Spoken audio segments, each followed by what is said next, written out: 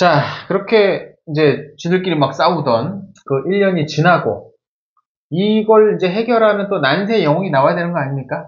있으면 좋죠. 원래 난세의 영웅이 나타나죠.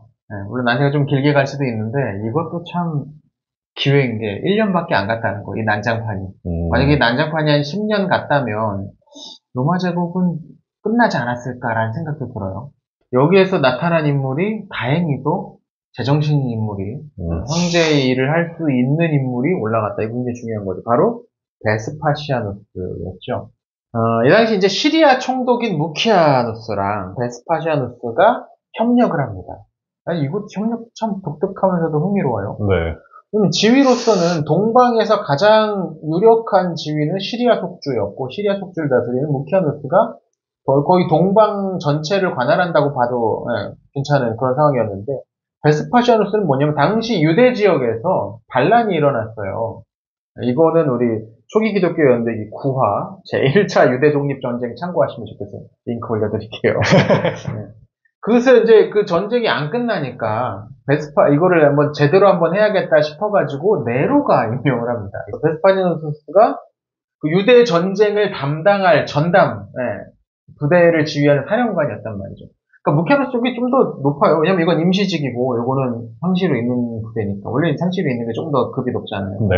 이때 당시 이제 도나우 군단이 비텔리우스한테 패한 다음에 그렇게 아주 그냥 개 욕을 먹고 혹사를 당하고도 겨우 부대로 돌아와서 이 원한이 가시지 않은 거죠. 우리는 비텔리우스 저놈한테 충성 못한다. 다른 형제 찾자 해가지고 눈을 돌린 게 바로 동쪽에 시리아 속주의 무키아누스였는데, 무키아누스한테 가가지고 우리 형제 되십시오 하니까 이때 무키아누스가 나 말고 저 사람 죽이자 한 게 베스파시아누스였다는 거죠. 베스파시아누스 황제 만들기 계획이 이제 진행이 됩니다. 근데 여기서 무키아누스가 그냥 네가 황제하세요 하고서 그냥 자기는 가만히 있을래요가 아니고 굉장히 적극적으로 나섭니다. 황제를 만들기 위해서. 군대를 먼저 몰고서 이탈리아로 진군도 하죠. 진군하고 있을 때 도나우 군단이 야 됐다 하고서 우리가 먼저 가서 때리자 해가지고 지들끼리 먼저 움직여가지고 비텔리우스 군대랑 싸워가지고 비텔리우스 군대를 패배시키죠. 그러니까 이제 비텔리우스 또 수도에 남아있어. 얘는 진짜 할 줄 모르는 거죠. 수도에 남아가지고 되게 패배했다는 소식을 듣고서 아주 그 책 보면은 아주 추한 얘기 나옵니다. 맞아가지고 원로원에 가가지고 내가 황제의 관을 저는 황제가 될 자격이 없으니 다른 사람에게 막 우는 소리야. 그래서 징징대고 있어. 징징대는 거 너무 싫었어. 뭐 하는 거야 거기서. 자리에 앉았으면 자리에 맞는 짓을 해야지. 그러니까. 그래서 얼마 후에 도나우 군단이 수도에 내려와가지고 로마에서 황제 근위 부대랑 역대 근위 군단은 라인 부대에서 오는 그 사람들로 완전히 다 갈아놓은 상태입니다. 다시 한번 수도에서 라인강 군단과 도나우강 군단이 싸우는 거죠. 시가전이 벌어집니다. 야, 이 로마 다 파괴됐겠죠, 뭐. 자기들 손으로 로마를 파괴하는 그런 일이 여기서 벌어지죠. 그리고 결국 숨어있던 비텔리우스가 도나우강 군단에게 발각이 돼가 잡혀가지고 살해되죠. 이게 69년 12월 20일이래요. 그리고 나서 베스파시아누스는 그 이듬해 70년 1월 1일에 롤로온에 의해서 황제로 추대됐다고 합니다. 내전을 벌이면 아무래도 이겼다고 하더라도 누군가를 죽인 거냐, 동족을 죽인 거잖아. 이 어떤 업보랄까, 원죄랄까 이런 것들을 가지고 올랐을 수밖에 없어요. 근데 무키아누스가 자기가 가서 자기가 그걸 다 처리하고, 이때 베스파시아누스는 뭐 했느냐? 이집트에서 대기하고 있었습니다. 무키아누스가 동족과 싸우는 건 자기가 처리하겠다는 어떤 마음이 있지 않았나. 그래서 베스파시아누스의 손을 깨끗한 상태로 황제로 올려야겠다라는 생각을 하지 않았나. 손은 내가 더럽히겠다. 그렇게 해서 자기가 이제 깔끔하게 다 정리하고, 또 근데 욕심도 없어. 그러니까 그게 신기해요. 그러니까 지금 들어갔으면은 원래 도나우강 군단은 무키아누스 황제로 추대하겠다고 한 사람들이니까 지금 수도와 이탈리아는 도나우 군단밖에 없는데 내가 황제 해볼까 했으면 됐을 텐데 그렇지 않고 수도에서 벌어진 그 혼란을 차근차근 이제 정돈하는 일까지만 하고 베스파시아누스가 딱 왔을 때 멋있게 즉위할 수 있게 판만 깔아주는. 그리고 가만 보면 뒤에 보니까 그 뒤로 무슨 자리에 올랐다는 기록도 없다고 하더라고요. 진짜 인격자가. 그러니까. 자, 그래서 이제 베스파시아누스가 이제 황제로 올라오는데요. 시오노 나라미는 베스파시아누스를 뭐라고 부르냐면 건전한 상식인이었다라고 평가를 합니다. 중요하죠. 상식 갖고 있는 사람. 상식이 없는 사람이 워낙에 많아서 요새. 저래도 되나 싶은 일을 막 하는 사람들이 많잖아요. 법인카드 갖고 막 빵 사 먹고 막 이런 사람, 이 비상식적인 시대를 살다 보면 상식인이 간절히 그리워질 때가 있는데, 한 세기 가까이 이제 재정으로 이제 전환이 됐는데, 한 세기까지 지나면서 뭔가 좀 부작용들도 나타났다는 거죠. 그러니까 핏줄을 물려받아서 황제 자리에 오르는 게 분명히 안정성은 있는데, 다른 쪽에서 문제가 생길 수가 있더라라는 것들을 확인할 수 있는 시기였다는 거죠. 시오나라미는 이런 어떤 재정에 좀 부작용이 나타났을 때 다시 이걸 좀 리셋하고서 깔끔하게 좀 상식에 따라 다시 한번 돌이킬 수 있는 사람이 필요했는데 베스파시아누스가 그런 사람이었다라고 봤던 것 같아요. 이게 이제 재밌습니다, 이것도. 베스파시아누스는 아버지의 직업이 불분명하대요. 그리고 출신도 지방 출신이었다. 로마의 명문 귀족 출신이 아니었다라는 거죠.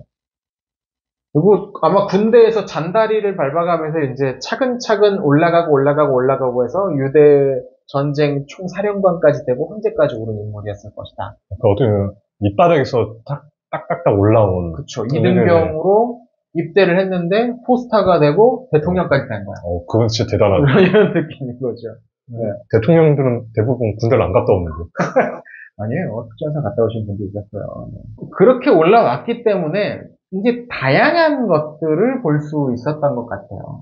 그러니까 중앙과는 다르게 좀 외부에서 이 로마를 좀 바라봤던 인물이니까 명문 귀족 가문에서 태어난 사람들은 잊으려고 해도 자기가 명문 귀족이라는 걸 잊을 수가 없죠.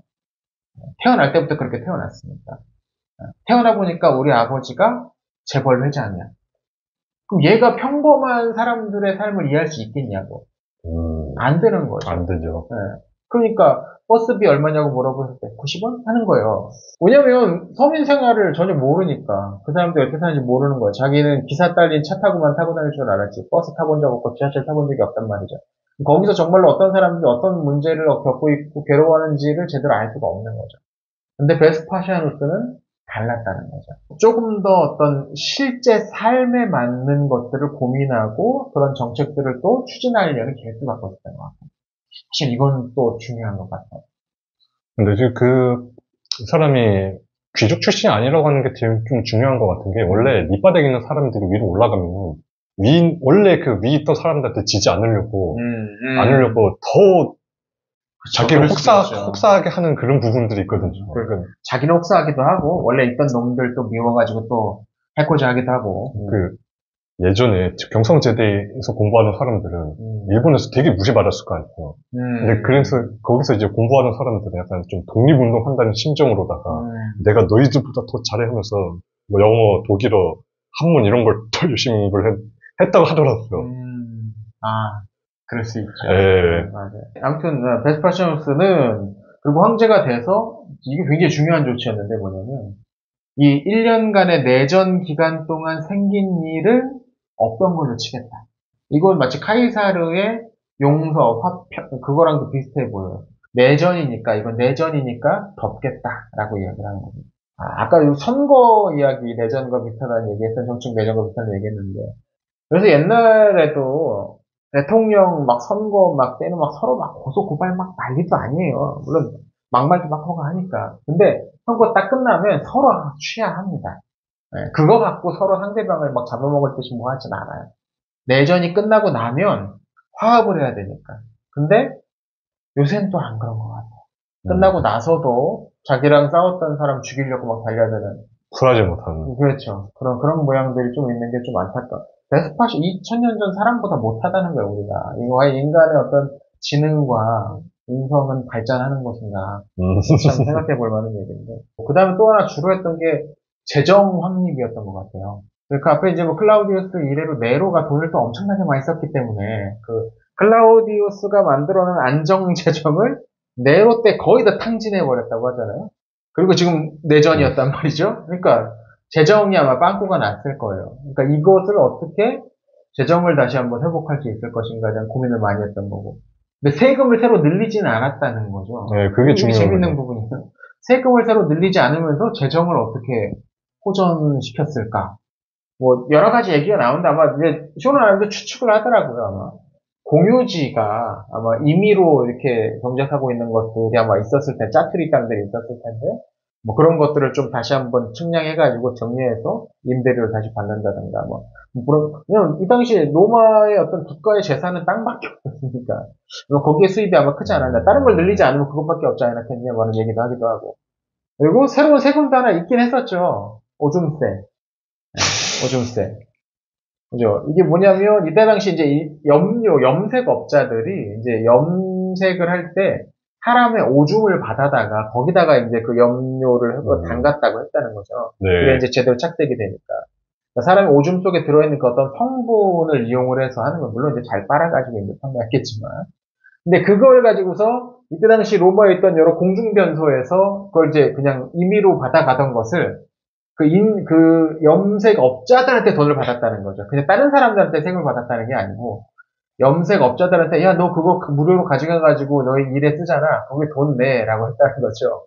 또 하나 재밌는 TMI 정보가, 그래서 요새도 유럽에서 베스파시아누스 황제의 이름이 공중변소를 가리키는 이름으로 불리고 있다라는 구절도 보여요. 이 베스파시아누스는 그럼 어떻게 이 내전을 마무리를 하고 이렇게 성공적으로 안정화를 시킬 수 있었을까? 아까도 얘기했지만 가장 큰 요인은 무키아누스였던 것 같아요. 무키아누스 같은 협력자가 유능하고 또 실력도 있으면서 어떤 지위까지 있는 사람이 지지를 해주고 협력을 해줬기 때문에 그 자리에 올 수 있지 않았나. 저는 오늘날에도 이런 관계, 이런 사람이 좀 필요하다고 생각을 하는데, 뭐냐면, 좀 어느 정도 지위가 있는 사람들은 후학이라고 할까, 후배라고 할까, 이런 사람을 좀 키워줄 수 있는 품을 좀 가졌으면 좋겠다.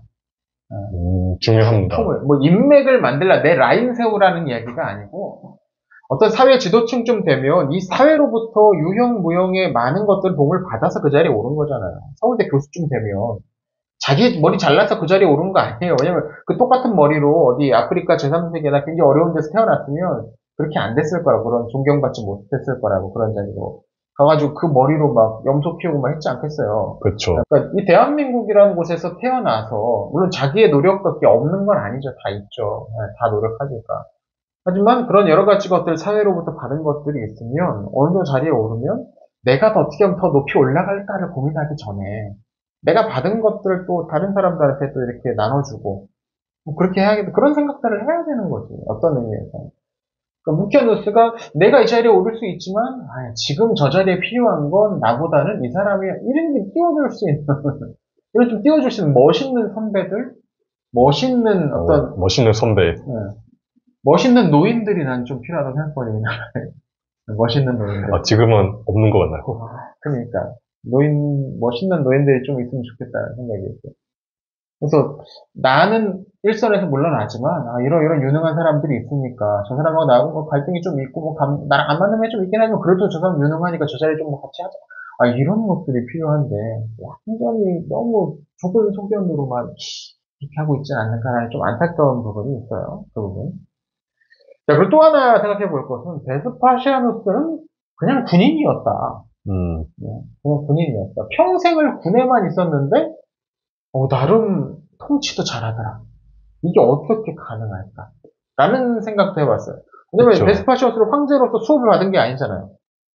그래 본 사람이 아닌데 군대에만 있던 사람이 어떻게 잘할 수 있을까? 이 부분에 대해서 쇼노나니가 몇 개 이제 로마군에 관한 문장들을 몇 개 이제 쓰는데, 먼저 로마 황제들 가운데 군인 출신이 많은 것은 로마 제국에서 군인 세력이 강했기 때문이 아니라 잡다한 인간 집단을 이끌고 전과를 올릴 수 있을 만한 인물이라면 정치도 잘했기 때문이다라고 씁니다.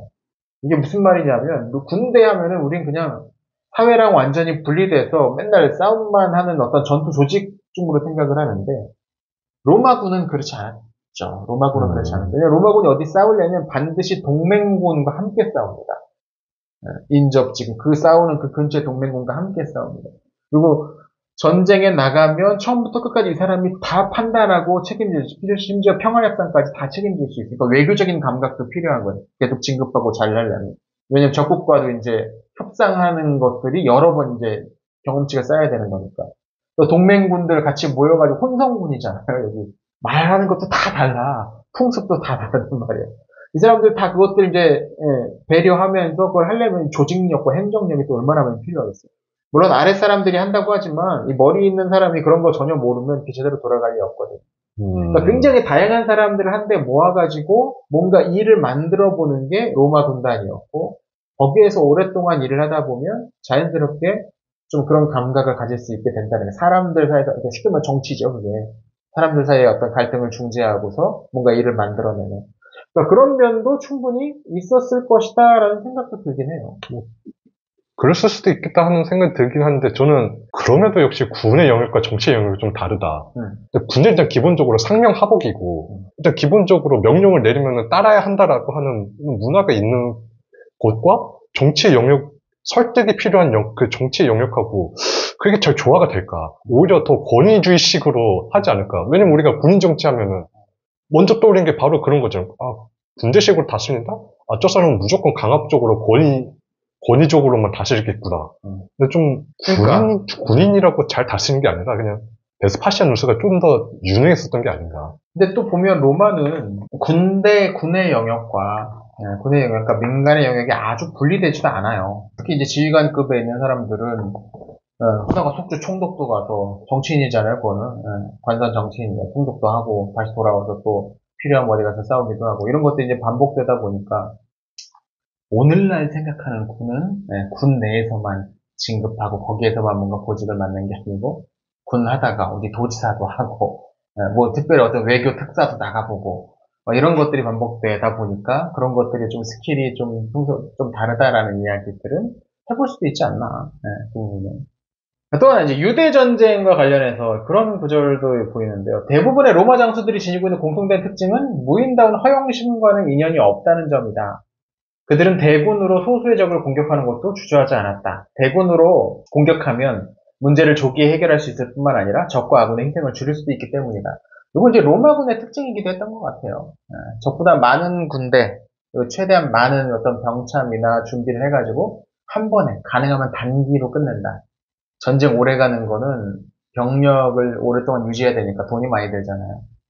이 넓은 로마 제국을 몇 개 안 되는 10개의 군단으로 유지하려면 가능하면 전쟁 기간 짧게 해야 되니까 가장 효율적으로 어떤 그 일을 할 수 있고 그러다 보니까 이제 허영심과는 조금 거리가 멀다. 물론 이것도 모든 로마 장군이 그렇지는 않았을 거예요. 일부는 뭐 그런 것들이 있었을 거예요.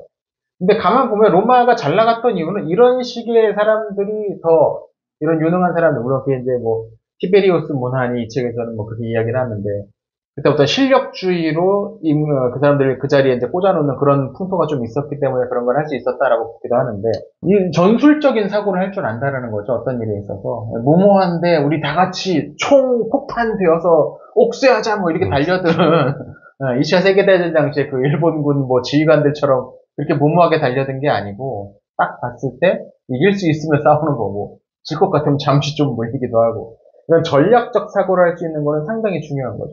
그러니까 지도자가 무리한 일을 막 밀어붙이기만 하거나 아니면 모험 위주라면 살기가 힘들죠. 그게 실패하면 이제 위기가 닥칩니다. 해봐.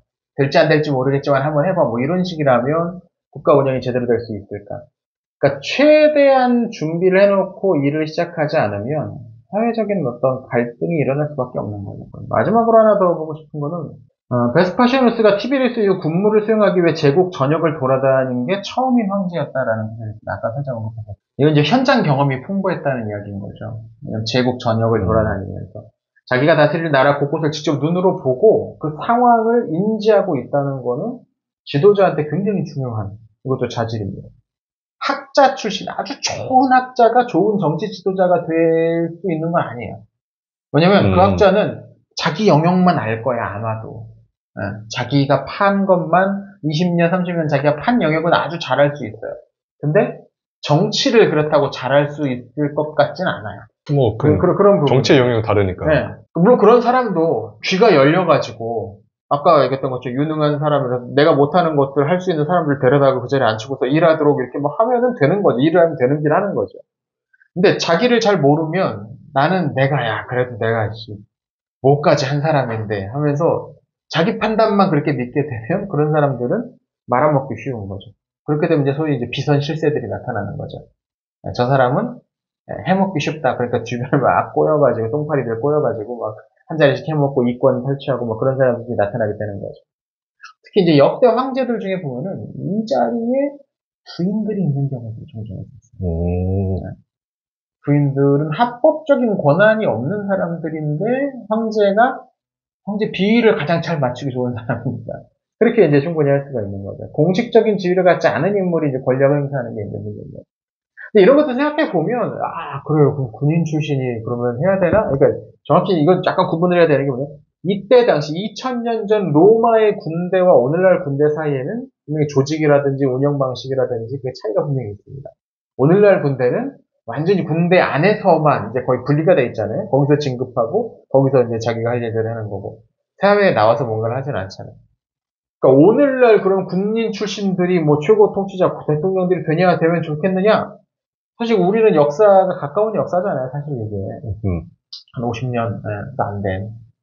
그러니까 군인 출신이라고 해서 뭐 그 사람들이 좋은 대통령을 했느냐? 그렇지는 않았잖아요. 대체로 시민들을 억압하고 부정축제도 하고 박정희, 전두환이 가지고 있는 비자금만 엄청나다고 하잖아요. 전두환 뺏고도 그러니까 29만 원으로 몇십 년을 산 거예요, 도대체? 그러니까 그게 이제 다 차명으로 자기 아들들한테 다 증여했을 것이고 이렇게 저렇게 돌려서 했을 거란 말이죠. 우리가 또 책 읽는 사람으로서 조금 안타까운 게 시공사가 또 그 전두환 아들이 하는 회사였잖아요. 그 출판사는 어떻게 만들었겠어요? 다 전두환이 삥 뜯어가지고 그 돈 가지고서 물려줘가지고 만든 거죠. 하지만 시공사에서는 좋은 책들이 나오고 있죠. 참 이거 안타까워요, 책인 거. 아무튼 측근 정치도 그런 사람들 많이 하고 뭐 이런 것들이 있으니까 군인이 대통령을 하면 군인 지도자가 무조건 잘 된다 그런 이야기는 아니에요. 시원한 아미도 뭐 그런 이야기를 한 건 아니고 개인적인 어떤 성향도 분명히 있었던 것 같은데 재밌는 게 그런 것들 소박한 성격이어서 사람들이 잘 가까이 오는 것을 막지 않았다. 베스파시아누스가 그런 얘기도 있더라고요. 그 중에 하나가 카이사르가 암살당한 이후로 언론에서 이제 무기 휴대가 금지됐고 일단 몸수색을 했다는 거 아니에요. 그 회의장에 들어올 때. 근데 베스파시아누스는 그런 거 하지 마세요. 그냥 하세요. 우리 다 의식 있는 사람들끼리 와가지고 얘기하는데 그냥 그런 것들을 없애버리고 서민들이 와가지고 가까이 오는 것들도 뭐 그렇게 제지하지 않고 했다라는 게 그러니까 소탈한 성격이 있었다는 거. 이것도 확실히 또 중요한 부분이긴 했던 것 같아요. 싸움만 할 줄 아는 사람이었다면 아마 황제직을 제대로 수행하지 못했겠죠. 뭐 여러 가지 영향들이 있었지만 이런 것들이 좀 더해져서 로마로서는 다행인 그런 상황이었겠죠.